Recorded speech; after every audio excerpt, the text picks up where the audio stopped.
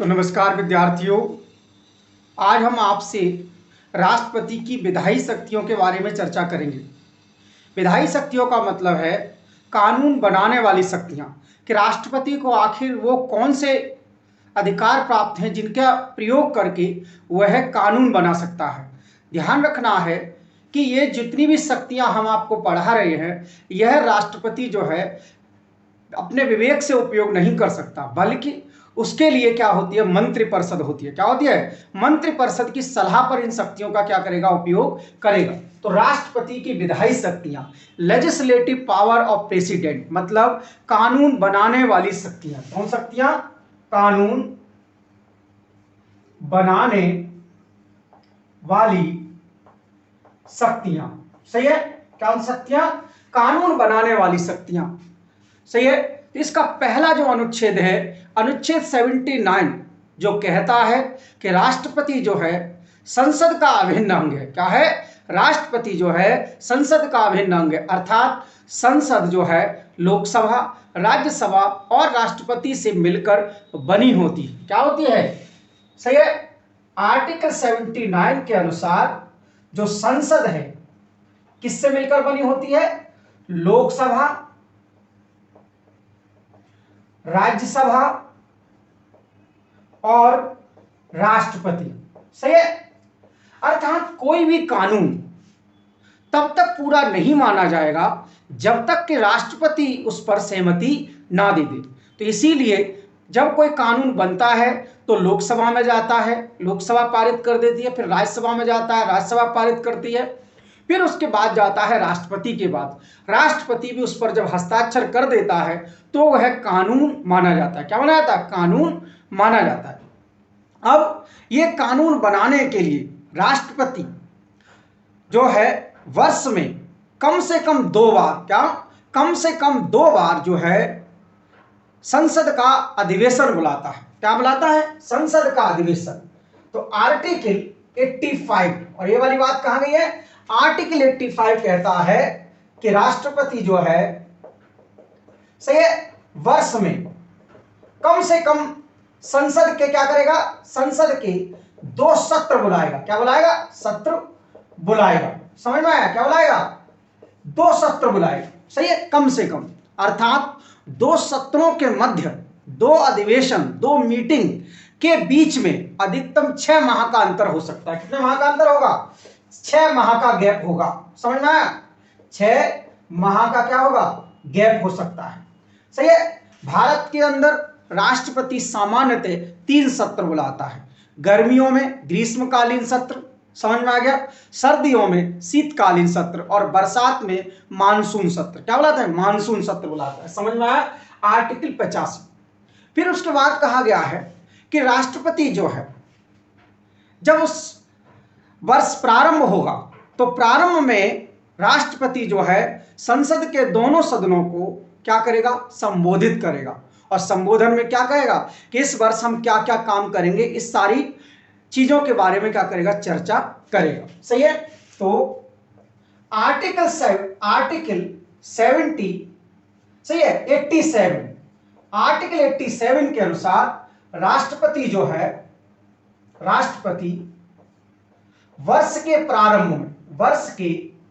प्रारंभ में सही है क्या करेगा? संसद के दोनों सदनों बोथ हाउस ऑफ पार्लियामेंट, सदनों को क्या करेगा? संबोधित करेगा। क्या करेगा? संबोधित करेगा, अर्थात भाषण देगा। क्या देगा? भाषण देगा। और भाषण में बताएगा कि इस पूरे साल में हम क्या काम करेंगे, पिछले साल हमने क्या क्या उपलब्धियां प्राप्त करी हैं, इसके बारे में चर्चा करेगा। और फिर नए वर्ष के लिए प्लानिंग्स क्या करेगा? डिस्कस करेगा। समझ में आ गया?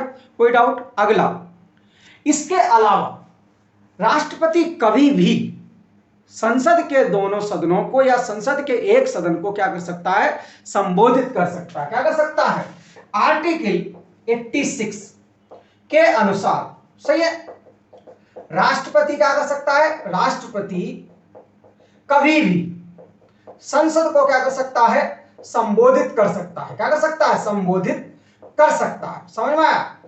तो इसका मतलब आर्टिकल 87 के तहत जो प्रावधान है ये तो कंपलसरी है कि संसद के दोनों सदनों को क्या करेगा, संबोधित करेगा ही करेगा। लेकिन ये जो प्रावधान है ये क्या है, ऑप्शनल है। सही है, राष्ट्रपति को यह अधिकार प्राप्त है, वो कभी भी क्या कर सकता है, संबोधित कर सकता है। समझ में आया, कोई डाउट? अगला, यदि लोकसभा और राज्यसभा के बीच में साधारण विधेयक को लेकर, क्या साधारण विधेयक को लेकर कोई विवाद उत्पन्न हो जाए, क्या हो जाए, कोई विवाद उत्पन्न हो जाए, तो ऐसी कंडीशन में राष्ट्रपति जो है दोनों सदनों का संयुक्त अधिवेशन बुला सकता है। क्या बुला सकता है? आर्टिकल 108 के अनुसार। सही है, आर्टिकल 108 के अनुसार साधारण विधेयक के संदर्भ में, किसके संदर्भ में, साधारण विधेयक के संदर्भ में, सही है, राष्ट्रपति संसद के दोनों सदनों का संयुक्त अधिवेशन बुला सकता है। क्या बुला सकता है? संयुक्त अधिवेशन बुला सकता है। सही है, क्या बुला सकता है? जॉइंट सेशन बुला सकता है। और इस जॉइंट सेशन का जो अध्यक्ष बनेगा वह बनेगा लोकसभा का अध्यक्ष। कौन? और लोकसभा का जो अध्यक्ष है वह इस जॉइंट सेशन का क्या करेगा, चेयरपर्सन बनेगा। समझ में आया, कोई डाउट? सही है, लिख लीजिए, इसका स्क्रीनशॉट ले लीजिए। सही है, अगला, राष्ट्रपति को यह अधिकार है, सही है, राष्ट्रपति को यह अधिकार है, इतनी शक्ति प्राप्त है कि वह लोकसभा में 2 सदस्यों को, और वो भी कौन, एंग्लो इंडियन, सही है, को मनोनीत कर सकता है। सही है, आर्टिकल 331 के अनुसार राष्ट्रपति लोकसभा में, किसमें, लोकसभा में 2 एंग्लो इंडियन, आंग्ल भारतीय को क्या कर सकता है, मनोनीत कर सकता है, नॉमिनेट कर सकता है। सही है, अर्थात आंग्ल भारतीय कौन लोग होते हैं, वो लोग जिन्होंने मान लीजिए अंग्रेजों से शादी की है और उनके जो बच्चे हुए वो एंग्लो इंडियन हुए। ध्यान रखना, हाल ही में ये वाला जो क्लॉज है वो समाप्त कर दिया गया है। क्या कर दिया गया है? समाप्त कर दिया गया है। सही है, इसी के अलावा, सही है, इसी के साथ एक और, राज्यसभा में 12 सदस्यों को राष्ट्रपति क्या कर सकता है, मनोनीत कर सकता है। क्या कर सकता है? राज्यसभा में राष्ट्रपति जो है 12 सदस्यों को मनोनीत कर सकता है। कितने सदस्यों को? 12 सदस्यों को नॉमिनेट कर सकता है। सही है, क्या कर सकता है, नॉमिनेट कर सकता है। समझ में आ गया, कोई डाउट? सही है, ये वाली बात कही गई आर्टिकल 80। आर्टिकल 80 के अनुसार राज्यसभा में राष्ट्रपति 12 सदस्यों को नॉमिनेट कर सकता है। सही है, जो कला, साहित्य, विज्ञान के क्षेत्र में क्या हो, प्रमुख। सही है, इसके बारे में हम डिटेल में आपसे चर्चा करेंगे जब राज्यसभा पढ़ेंगे। इसके अलावा, सही, इसके अलावा जो है राष्ट्रपति जो है धन विधेयक और संविधान संशोधन विधेयक, क्या राष्ट्रपति जो है धन विधेयक और संविधान संशोधन विधेयक जो है राष्ट्रपति की पूर्व अनुमति से ही संसद में प्रस्तुत किए जा सकते हैं। क्या किए जा सकते हैं? सही है, धन विधेयक जो है राष्ट्रपति की पूर्व अनुमति से ही संसद में प्रस्तुत किए जा सकते हैं। क्या? संसद में प्रस्तुत किए जा सकते हैं, अन्यथा नहीं। सही है, कोई डाउट? इसके अलावा राष्ट्रपति जो है धन विधेयक और साथ साथ संविधान संशोधन विधेयक, क्या संविधान संशोधन विधेयक, ये 2 विधेयक यदि लोकसभा और राज्यसभा से पारित कर दिए जाए तो राष्ट्रपति इनको पुनर्विचार के लिए नहीं भेज सकता। क्या नहीं कर सकता? इन्हें पुनर्विचार के लिए नहीं भेज सकता, के लिए वापस नहीं कर सकता। सही है, साधारण विधेयक के मामले में कर सकता है। कोई विधेयक जब राष्ट्रपति के पास जाएगा तो राष्ट्रपति क्या कर सकता है? वापस कर सकता है। लेकिन ये 2 विधेयक ऐसे हैं जिनको राष्ट्रपति क्या नहीं कर सकता? वापस नहीं कर सकता। सही है, और धन विधेयक क्या है? आर्टिकल 110 से संबंधित जो विधेयक होते हैं उन्हें हम धन विधेयक कहते हैं। क्या कहते हैं? धन विधेयक कहते हैं। कोई डाउट? इसके अलावा, सही है, इसके अलावा राष्ट्रपति जो है यदि संसद का सत्र नहीं चल रहा है, क्या नहीं चल रहा है? संसद का सत्र नहीं चल रहा है तब राष्ट्रपति जो है अध्यादेश के माध्यम से कानून बना सकता है। क्या बना सकता है? अध्यादेश के माध्यम से क्या बना सकता है? कानून बना सकता है। सही है, अध्यादेश के माध्यम से कानून बना सकता है कौन? राष्ट्रपति। सही है,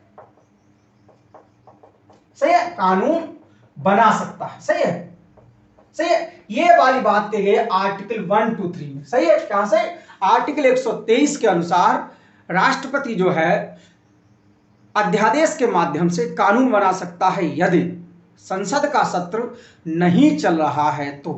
सही है, इसके अलावा राष्ट्रपति जो है कई रिपोर्ट्स को संसद के समक्ष रखवाता है। सही है, कई रिपोर्ट ऐसी हैं जिनको संसद के समक्ष रखवाता है, जैसे वित्त आयोग की रिपोर्ट, वित्त आयोग की जो सिफारिशें होती हैं वो, इसी तरीके से कैग की रिपोर्ट, इसी तरीके से यूपीएससी की रिपोर्ट। सही है, और भी बहुत सारी रिपोर्ट्स हैं जिनको राष्ट्रपति संसद के पटल पर क्या करता है?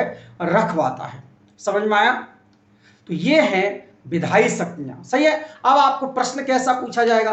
प्रश्न पूछा जाएगा आर्टिकल 85 किससे संबंधित है, इसके अलावा आर्टिकल 79 क्या है। सही है, तो ये तो मुझे उम्मीद है कि आपको ये समझ में आ गया होगा।